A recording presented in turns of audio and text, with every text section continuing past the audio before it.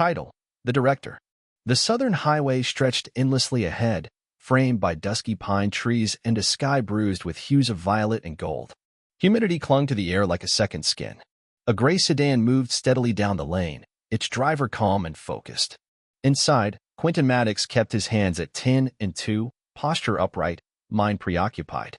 At 48, Quentin held the most powerful position in federal law enforcement, director of the FBI.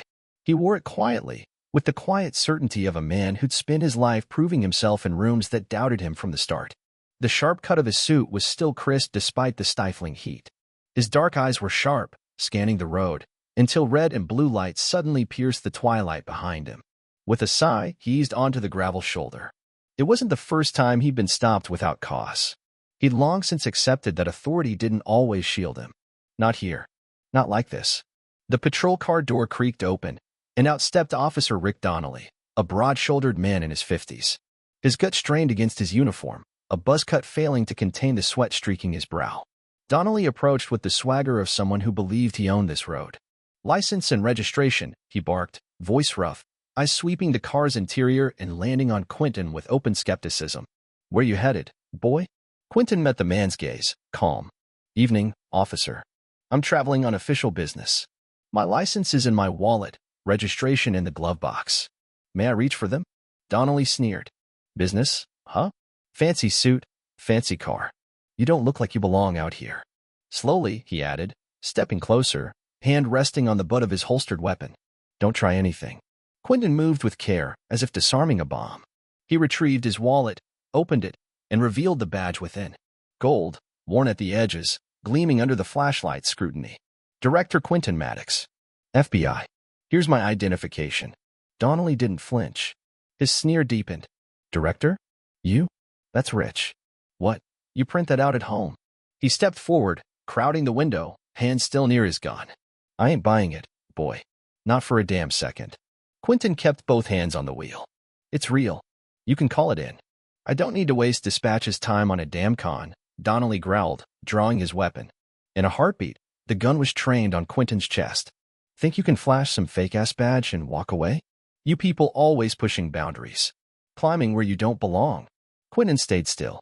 He'd survived war zones, political attacks, and the Bureau's own internal storms. This wasn't new, but it was personal. "You're making a mistake, officer. Get out of the car. Hands where I can see them." Quentin moved deliberately, unbuckling his belt and stepping out. Donnelly stepped back, gun unwavering. "Hands higher. Turn around. Face the car." Quentin complied. "Officer Donnelly, you have my ID. You're escalating something that doesn't need to be." "Shut up. You ain't in charge here." "I am." The barrel now hovered near Quentin's spine. "You think you're untouchable? Strutting around like you own the place." Quentin took a slow breath. "Badge number 6814. Yours. I've got it recorded." Donnelly flinched. Quentin's phone, resting on the dashboard, had been recording since the gun came out. "I've been live streaming. To the Bureau. The moment you drew on me." Donnelly hesitated. The sweat on his brow glistened. His grip on the gun faltered. Headlights approached. A second patrol car. Donnelly swung around, barking at the vehicle. "Keep moving. Nothing to see here." But the car slowed. The door opened. Officer Leah Morales stepped out, younger, alert, and quickly assessing the scene. "Rick? What's going on?" Donnelly snapped. "Stay back, Morales." But Leah's eyes were on Quentin. Recognition dawned. "Sir, are you Director Maddox?" Quentin nodded.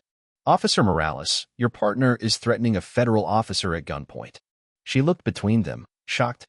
"Rick? You saw his ID. He's lying. It's fake." Leah stepped forward, hand near her own weapon. "I don't think so, Rick. I recognize him. This isn't right." Dispatch crackled through Leah's radio. Unit 21, confirmed status. Ping indicates possible federal involvement. Director Quentin Maddox. Confirm. Donnelly's face turned pale. He turned back to Quentin, suddenly smaller. "You're bluffing." Badge 6814. Timestamped. Streamed. Agents are watching. Another pair of headlights appeared. An unmarked SUV screeched to a halt. Tactical agents emerged. Donnelly stumbled back, trying to holster his weapon, but it was too late. Leah drew her gun. "Drop it, Rick. Now." Quentin moved, grabbing Donnelly's wrist and redirecting the barrel skyward. A shot rang out into the night. Gravel exploded beneath their feet. Donnelly struggled, but was quickly subdued. Leah cuffed him, voice shaking. You gave me no choice. The tactical team secured Donnelly. Quentin stood, brushing dust from his sleeve. The agents confirmed. The footage was clear, the ID verified.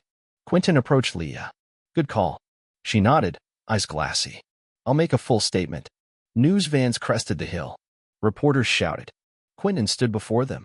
My name is Quentin Maddox, director of the FBI.